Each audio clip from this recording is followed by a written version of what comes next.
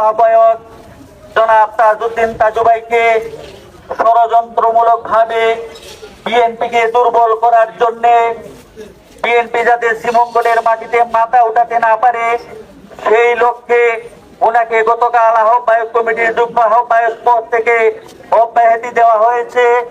এর প্রতিবাদে আমরা শ্রীমঙ্গল উপজেলার বিভিন্ন ইউনিয়ন থেকে তৃণমূলের নেতৃবৃন্দকে নিয়ে আমরা আজকের এই বিক্ষোভ আমরা প্রদর্শন করেছি।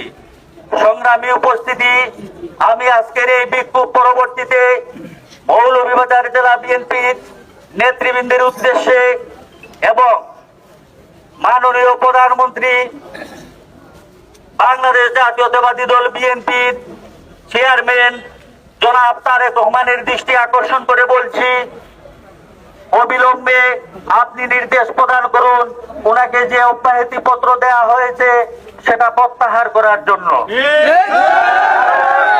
আমরা জানি তৃণমূলের নেতৃবৃন্দরা, আমরা জানি বিএনপির প্রাণ হচ্ছে তাজউদ্দিন তাজু।